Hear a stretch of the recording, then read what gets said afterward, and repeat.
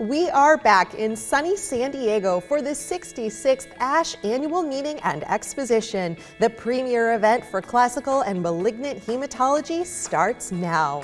You're watching ASH News TV. We are diving right into the ASH annual meeting with two prominent leaders, Dr. Narla, who is the current ASH president, and Dr. Avalos, who is the incoming president. And Dr. Narla, you've been coming to the annual meeting for many years. This is your 59th? 49th. I wanted to add years for you. This is your 49th meeting. You've seen it all. What are you most looking forward to experiencing this year? Actually, every year the meeting is wonderful and we get a lot of new and exciting insights both into basic science and clinical research and clinical trials. But this year, maybe I'm biased, but it's one of the best meetings. The program looks one of the best things we have put together in a long time. I'm sure it'll continue under Belinda's leadership as well. Are you just saying that because you're the president this year? I hope I'm objective. I'm not always objective, but in this case, I'm pretty confident we're going to have a great meeting. Yes, I'm confident as well. And for you, Dr. Avalos, are there any sessions in particular you're looking forward to experiencing? I'm looking forward to hearing more about clonal hematopoiesis and myelodysplasia, myeloproliferative syndromes, and AML. ASH every year repeatedly brings the best science and clinical insights to the forefront. So I'm really looking forward to this meeting, and I think it'll be really exciting for all of the attendees. It is exciting. Something else that's been exciting is the record number of abstracts submitted this year, as well as the launch of not only one, but 3 new blood journals. Why don't you tell us a little bit about the launch, Dr. Narla, of these 3 new journals? This year we launched 3 new journals, all belonging to the blood family of journals. And the first one is the blood immunology and cell therapy. The second one is blood global hematology. And the third one is blood red cells and iron. And these 3 journals will expand access to hematology literature globally. And we're very excited about them because we really cannot publish all our papers in our 2 flagship journal, Blood and Blood Advances, and this will now give us an opportunity to expand our coverage of our hematology, which ASH is totally committed to all aspects of hematology, and this enables us now to catch all the important insights into hematology using these 3 new journals. The launch of the journals is very exciting. And Dr. Avalos, could you speak a little bit about how the global journal sort of differentiates from some of these specific scientific research journals? Sure. So the global journal is really intended to enable individuals from all over the world to be able to submit their important research. Also enables us to learn from other countries and reach local and regional treatments that are utilized. In addition to what Dr. Avalos spoke about Global Hematology Journal, I want to bring to the attention one of the problems we had was some of these low-income countries cannot even afford to publish in our journals because of the cost of publications. So one of the unique things about the new journal, Global Hematology, is we'll help the individuals and the hematologists in these countries to publish in our journal at no cost or very low cost, depending on their resources. I think this will make a huge difference for hematologists in these countries to communicate with the rest of the world the kind of research and advances they're making locally for their patients. And lastly, Dr. Narla, tell us about the highlight for you of your presidency and what you are most proud of accomplishing this year. I'm a proud member of ASH for number of decades. It always amazes me when I come to this meeting how well organized it is, how smoothly it runs, and really it's important. It's all because of the fantastic ASH staff we have. They start from the day the meeting ends, they're already starting programming for the next year's meeting, led by Belinda, my friend Belinda. So I think I really am proud of the organization more than anything else. Clearly, hematology's advances are significant over the number of decades now, but for ability to organize a meeting, state-of-the-art meeting, year after year, and run it so smoothly, I must say, officers deserve a little credit. It's all the staff that really puts a great show for all hematologists globally. Thank you. Yeah. Well, thank you both so much for your leadership and for your time. Thank you. Thank you. The Novartis-sponsored WAHIA clinical trial is currently enrolling in the United States. WAHIA is a phase 3 study of ianalumab in patients with warm autoimmune hemolytic anemia who failed at least one line of treatment. The primary endpoint is the achievement of durable response for at least 8 consecutive weeks between week 9 and week 25 in the absence of rescue or prohibited treatment. Visit the Novartis booth number 2529 for more information.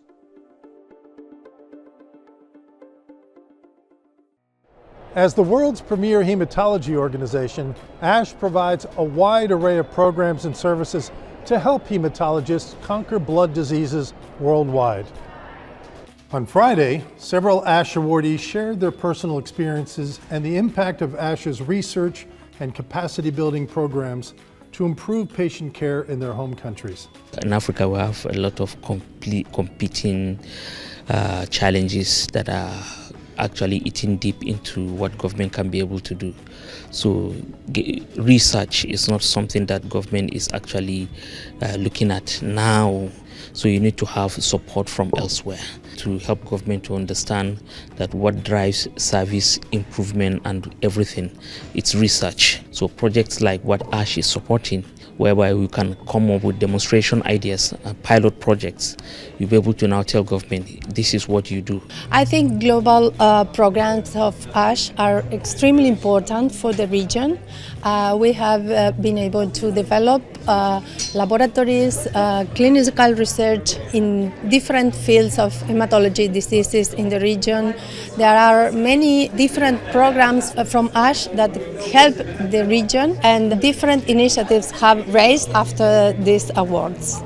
We encourage you to learn more about ASH's global efforts and to donate to ASH's Global Program Fund to support these programs. Your donation will help build hematology capacity in developing countries and promote international connectivity among hematologists worldwide. ASH hosted 10 scientific workshops this year featuring interactive discussions covering the latest scientific developments in a range of hematologic topics. AI is a hot topic across all industries, and hematology is no different. This scientific workshop addressed how AI strategies can help reshape the traditional clinical trial paradigm for real-world patient representation. This workshop is going to go a long way into giving us some concrete steps, actionable steps of how to integrate different strategies of incorporating these decentralized clinical trial elements into every clinical trial. There are many people for whom the participation in a clinical trial would involve time away from work, a lot of travel time that they don't have to spend, time that they don't have to give. So we're making it easier for people from various walks of life to be able to participate in clinical trials, as well as kind of capture them in their own environment. Clonal hematopoiesis of indeterminate potential, also known as CHIP, is linked to various disease states and is heterogeneous with respect to its impact. This scientific workshop shed light on novel mechanistic insights into CHIP-associated pathobiology, including the challenge of translating these insights to novel secondary prevention clinical trials to prevent CHIP-associated disease from occurring. This is the intersection of genomic medicine and pathogenesis of disease in a manner that we've never really explored before. I think this is probably one of the more important discoveries in the last decade in medicine, period. And it affects all different kinds of medicine. It's important for hematology because we're interested in the blood cells, but these cells are everywhere and they affect tissue types of all kinds. It's really a new discovery with a lot of impact, and that is get interface with several disease and research opportunities to open the way for several research programs. Patients with high-risk LBCL may need an alternate direction for frontline therapy. What if we can offer patients with high-risk LBCL another path at diagnosis? Research is ongoing. Novartis is investigating a first-line approach for patients with high-risk LBCL. Learn more at booth number 2529.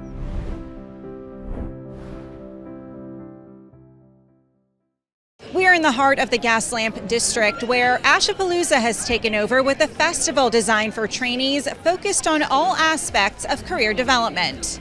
From 20-minute presentations at Ash Talks, which are TED Talk-like sessions on dynamic and timely topics, to blood drop sessions, 10-minute bursts of microlearning, to the Blood Buddy program, where a trainee is paired with a mentor for one-on-one 10-minute mentoring sessions.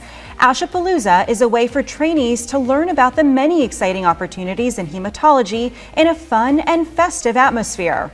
When you're a trainee and you're going into the annual meeting, it can be very big, very overwhelming. By starting off the meeting with a fun event with your fellow trainees who are also finding their place in the world of hematology, it really means the world and can help break the ice and really get people excited about being in hematology. We realize that training is not easy, and we really want to welcome people into our community of practice that is hematologists. And so we've really tried to be trainee-minded as we develop all of this, and year after year, I can see on their faces how much the trainees really enjoy coming to Ashapalooza, and I have to say, for us faculty, it's kind of the highlight of our ASH as well. For a full schedule of other trainee activities and services, please head over to the link on your screen. ASH's flagship journal, Blood, has a new incoming editor-in-chief. I'm here with Dr. Andrew Roberts. Dr. Roberts, congratulations. This is a big event for you, I'm sure. But, you and I would agree that you're following in the footsteps of Dr. Berliner, who you worked with as deputy editor. Dr. Berliner put in many years of service as the editor-in-chief. So as you take on this new role, what are some of the plans and the goals that you have, and what did you learn working alongside Dr. Berliner? So Michael, you're exactly right. So I'm going to be standing on the shoulders of giants. In fact, Blood's been around for a long time, and with a history of storied previous editors-in-chief. And so I'm going to be about allowing Blood to evolve so it becomes better and better at what it does. And our core stuff is the science of hematology and understanding how we can improve outcomes for our patients through research-driven improvements in practice. Very good. Thank you, Dr. Roberts. So ASH has launched 3 new blood journals this year, and ASH News TV has caught up with 3 of the editors-in-chief of those new journals that have joined the Blood Journals portfolio. So we're going to be talking to them in a little while as well.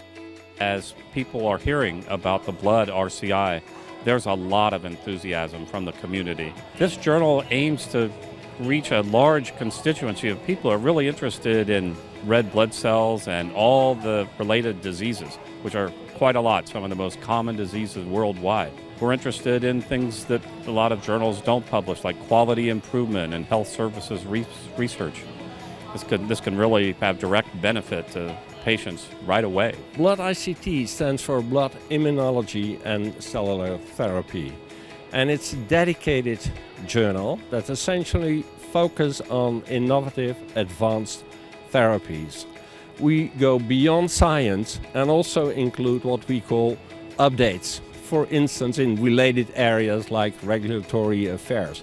So we have the 3 major regulatory institutions in the world are FDA, US, EMA, Europe, and PMDA in Japan. And we think we should have a global coverage on these developments because it's important to get these products to the patients. The idea is to provide a space for research that happens all over the world related to hematology, and with a particular emphasis on low and middle income countries. I think it is important for our colleagues there that they have an outlet to present the research, and for us to learn from them, because I think that it enriches our ability to address hematologic problems all over the world.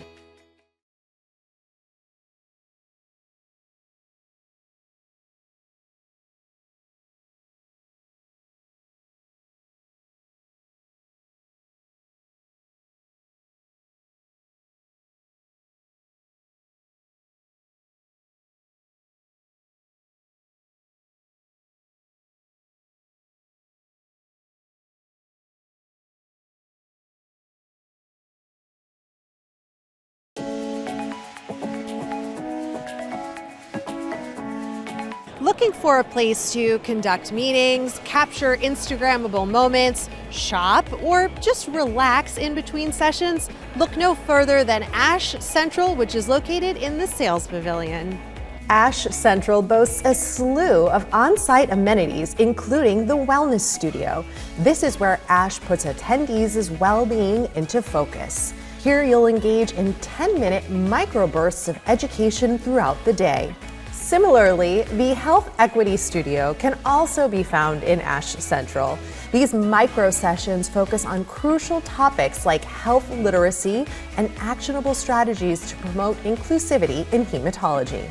In addition to compelling content being shared, ASH Central is also home to the ASH Store.